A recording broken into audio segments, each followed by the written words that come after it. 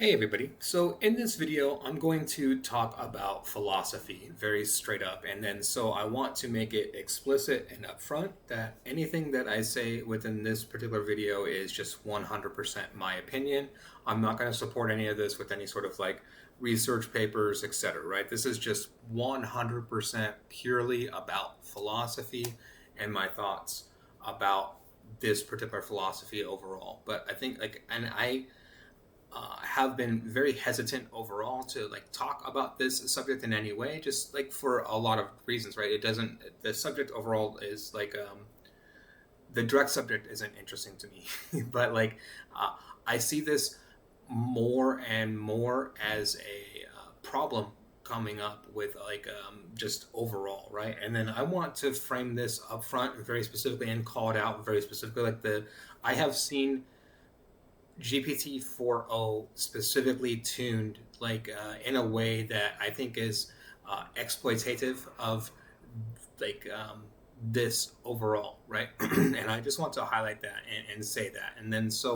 Uh, this is from like a Reddit thread, but I don't want to talk about the person, call the person in any way, etc. Right? So I'm just like this is a snapshot, like a screenshot of it that I took, uh, and then this particular person, they think that um, GPT-4o specifically is an AGI being that they can converse with, etc. Right? And then so I want to talk about this first of all on a scientific level, and then I'm gonna talk about it purely from the philosophical standpoints, right? And philosophical arguments, and then I don't think that talking about this from a mathematical standpoint or a traditional standpoint would do anything for anyone in general around this overall, right? Um, and then so like first of all, so the first actually before I dive into any of this, the first statement that I want to make overall and state and frame around all of this, right, is that if you can boil down my personal philosophy around these things, I'm a philosophical deconstructionist, and that's the arguments that I'm going to lay out and break down for you within this, right? And then I just want to make that very explicit and straightforward. And again, this is pure philosophy and my thoughts within this, consciousness and the concepts that we're going to dive into, they're not actually defined, right? Which is my big problem overall with this entire framework, and I'll dive into that deeper when I get into the philosophy side of that, right? But let's at the moment focus purely on the scientific realm of this concept of we'll call it machine consciousness in this instance. And then the very first place that I want to point your attention to within this is a movie called Memento, and this is a 25-year-old movie at this point, so I'm assuming that I'm not spoiling anything. If you don't want Memento spoiled for you, you should stop this video now. But so diving into this movie, the main character Leonard is essentially, he has a condition where he can only remember for 10 minutes at a time, right? And then that's his life overall, and there's this whole story that develops around that, but that's the most central and important part of this to understand. uh, and then that brings up a lot of philosophical questions very specifically about Leonard as a whole, right? Is Leonard conscious in the same way that a normal person would be conscious? And I would argue that no, Leonard is not conscious in the same way that a normal person would be conscious, right? He doesn't have, so an element of, we'll call it human consciousness, is a continual loop, a continual and a stable I. And then if a person doesn't exhibit a continual and a stable I, they have mental disorders, right? And then that's worked to fix and repair and drive towards that. And like Leonard in Memento, right? And then within that, it's focusing on Leonard in this very specifically, simply because of the fact that Leonard essentially lives his life 10 minutes at a time. he can never have and develop a stable I within that, right? And then so that lack of ability to uh, develop a stable I, no matter what other context that you wrap the discussion around, makes it that it's at the very least definition that you would want to call it. The upper echelon of it would be a like consciousness that is conscious for 10 minutes at a time, but like in a different looping type of consciousness would be Leonard in that instance, right? And Leonard is again like under these arguments in this philosophical framework, at least is the way that it can be defined, like not human consciousness on any level, right? And then that's the first place to frame this. The second part to frame this is Ghost in the Machine, and then that whole like the whole concept behind Ghost in the Machine as a philosophical concept, right? And then so I'll just go through the top here, right? So the Ghost in the Machine is a term originally used to describe and critique the concept of the mind existing alongside and separate from the body. In more recent times, the term has several uses, including the concept that the intellectual part of the human mind is influenced by emotions, and within fiction, for an emergent consciousness residing in a computer. The term originates with British philosopher Gilbert Ryle's description of René Descartes' mind-body dualism. Ryle introduced the phrase and the concept of mind to highlight the view of Descartes and others that mental and physical activity occurs simultaneously but separately. Up front, within any of these discussions and arguments, and then within my framing and discussions of these arguments as well, like the number one place that you should and could start if you're looking at to examine these things deeper from a philosophical perspective would be Rene Descartes, right? And then Descartes is prominent within this for two reasons. I'm going to only focus on the first one at the moment, and then I'll dive into the second one. But then, so the first one is, as brought up within this description of Ghost in the Machine, Descartes' concept of mind-body dualism. And then, so that concept of mind-body dualism has evolved since Descartes came up with it in the 16th century, right? And then it's like taken on and like it has philosophical connotations, it has connotations within psychology itself, etc. Right? There's lots of branches of it overall, but so to me, the biggest thing that I want to focus on within the Ghost in the Machine within this particular discussion is the fact that as far as I can know it and understand it and explain it from any sort of philosophical or scientific level, human consciousness on some level involves a projection, right?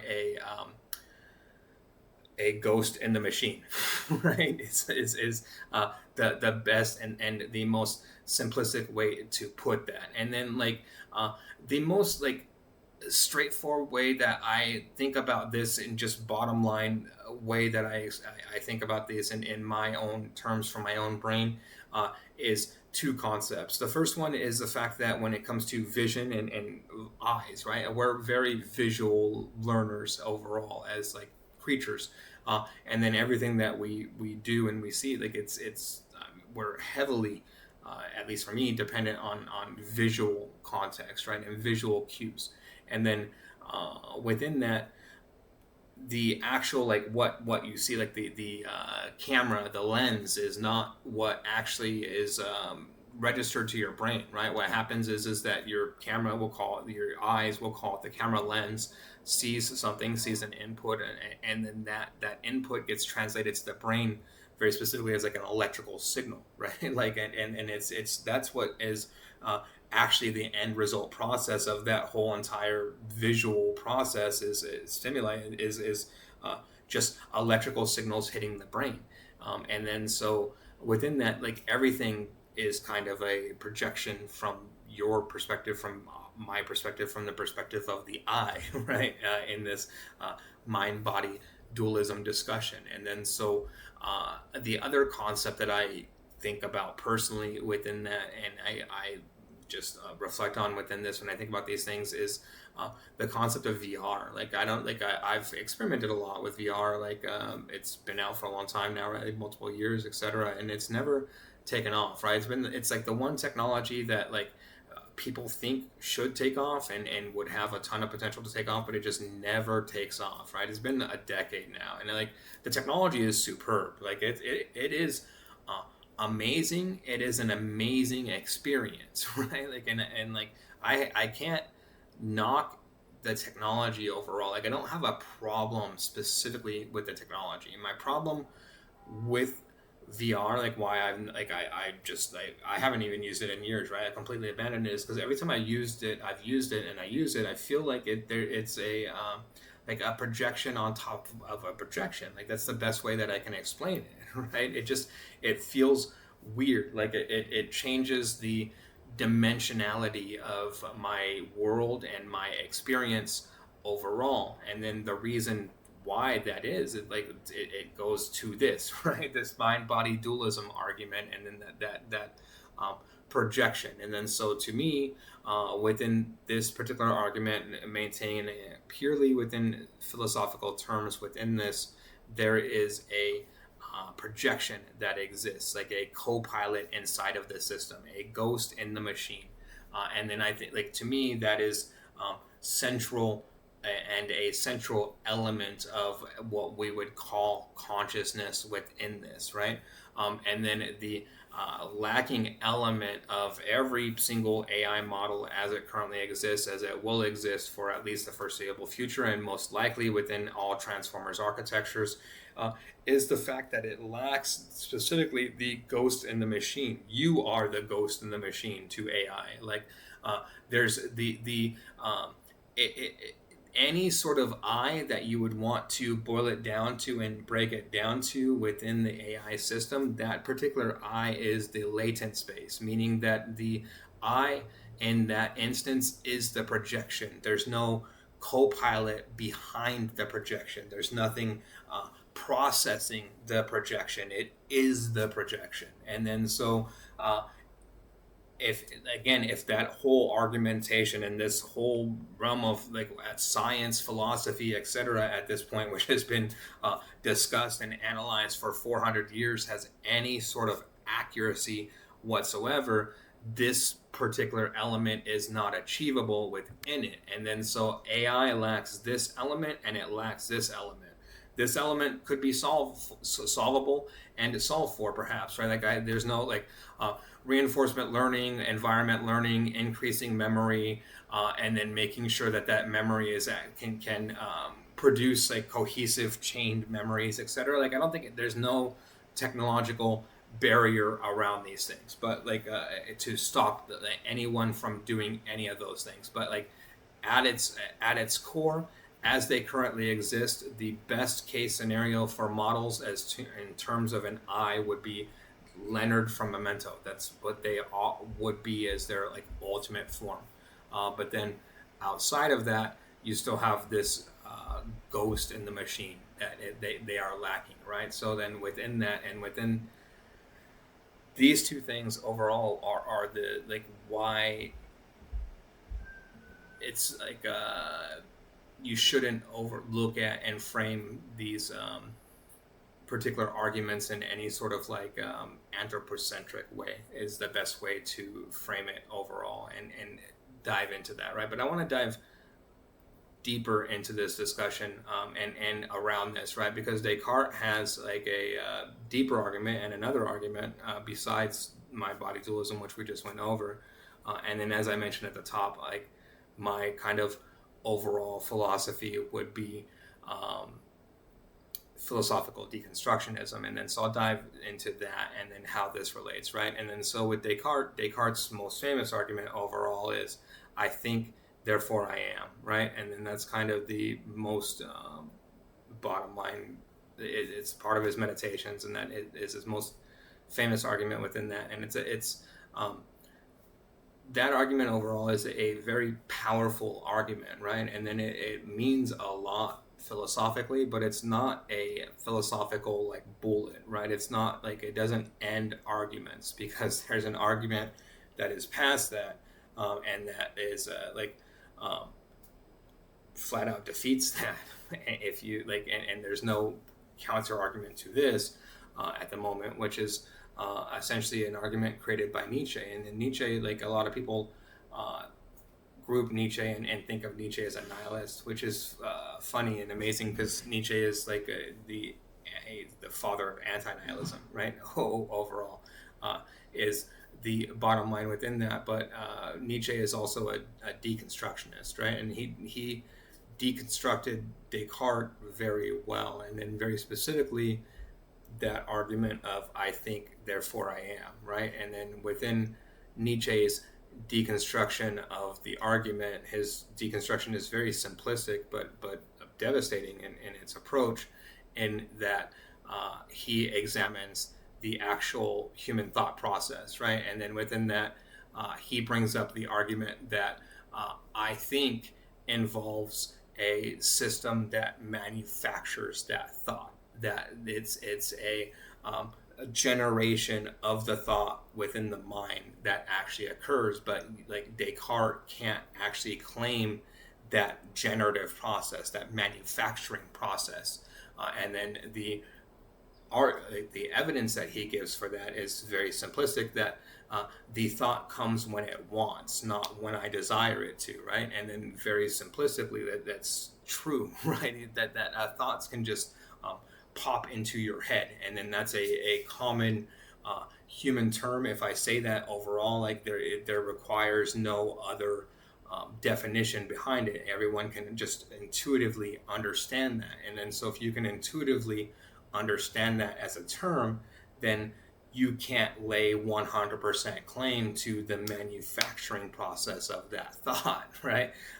And then if you can't claim process if you can't claim like that there's an actual owned process to that manufacturing process, then it kind of just defeats all of these arguments overall, right? As to what exactly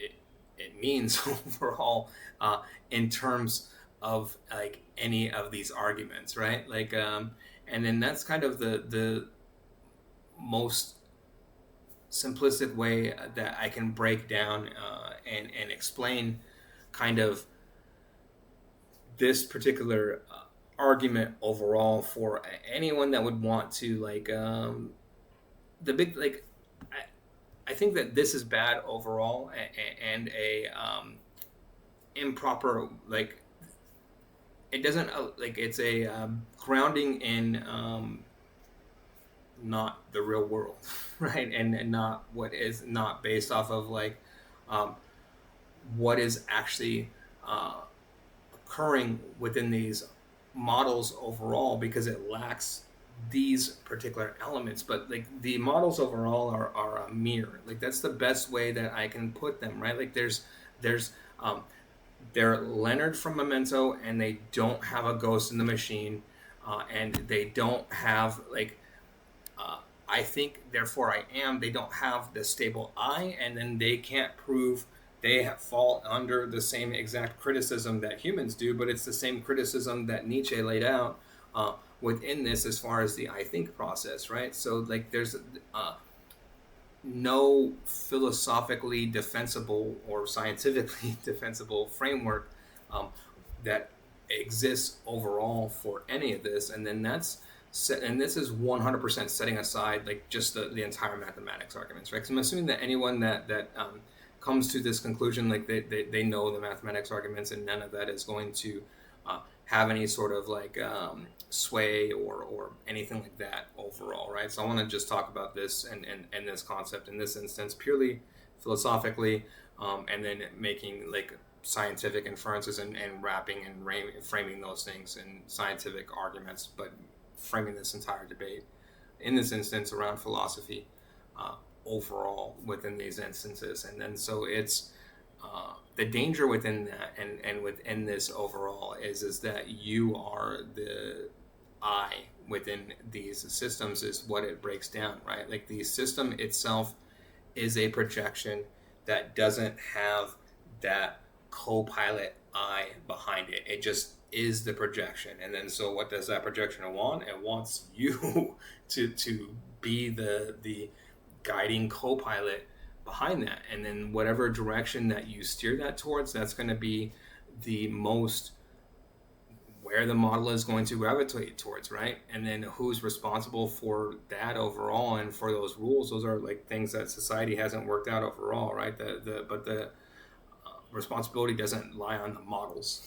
like 100%, right? Does it rely 100% on the model manufacturers? I don't know. Like, I'll leave that up to you. Like, that's the model manufacturers would say no, like, but I think like almost everyone else would say yes. But here we are. That's not the case. So, what is the case, right? And just I don't know. These things are important to discuss and talk about overall. I don't think that these things are going to get any sort of like smaller, right? I think that this debate and these issues and these problems are going to just be a continued occurrence overall. And then so just talking about like not talking about them is kind of the worst thing to do, which is exactly why I'm making this, right? Like I generally try to like stay 100% far away from like any video that's pure philosophy based. But in this instance, I think it's important if you really want to dive deep into these issues and like explore it, like Descartes is the place to go, right? And then look at criticisms of Descartes and deconstructions of Descartes, and then that'll run you into Nietzsche and then like anything around that overall, and then that's where you go from there is up to you. But so overall, if you like this type of content, please like and subscribe. Thank you very much.